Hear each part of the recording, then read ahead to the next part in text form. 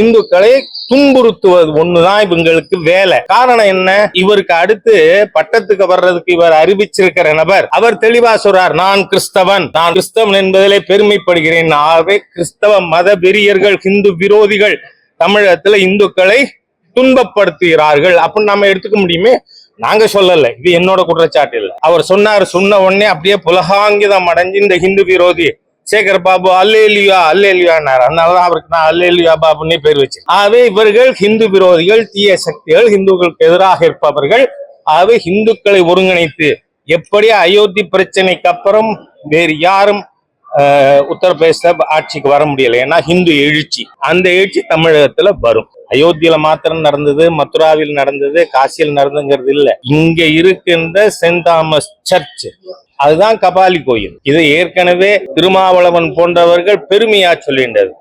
கபாலி கோயில் இடிச்சு சர்ச் வச்சிருக்கோம் போர்த்துகீசியர்கள் இங்க வந்த பொழுது 1500 அப்படின்னு. இந்துக்களுடைய வழிபாட்டு தலங்களை எல்லாம் நீங்கள் ஆண்டாண்டு காலமாக அபகரிப்பீர்கள், ஆக்கிரமிப்பீர்கள். ஆனா இந்துக்கள் மாத்திரம் இந்த சிங்கம் ஆட்டுக்குட்டியை சாப்பிட்டுனா சிங்கத்தோட ஆடு ஐக்கியமாயிட்டுன்னு சொல்றது மாதிரியா இந்து சமுதாயத்தை நாங்க அழிச்சிட்டோம்னா நாங்க ஒன்னாயிட்டோம்னு பேசுறதெல்லாம் சரியா இருக்காது. ஆகவே தமிழக அரசாங்கம் இந்து விரோத கொள்கை கைவிடணும். இல்லைன்னா 26 இந்துக்கள் அனைவரும் தேசியவாதிகள், தமிழை நேசிப்பவர்கள். ஏன்னா நீங்க அத்தனை பேரும் தமிழ் விரோதிகள். ஈவேரா பேரை சொல்ற ஒத்தங்கூட தமிழ் விரும்புறவனா இருக்க முடியாது இல்ல. ஏன்னா தமிழ் சனிய காட்டுமராண்டி மொழின்னு சொன்ன ஈவேராக்கு செலவைக்கிற கூட்டம் தமிழ் பற்றாளர்களா இருக்க முடியுமா? ஆகவே இந்த தமிழ் விரோத, ஹிந்து விரோத தீய சக்திகள் நாளைக்கு இந்துக்களுடைய ஆர்ப்பாட்டத்திற்கு அனுமதி தர வேண்டும்.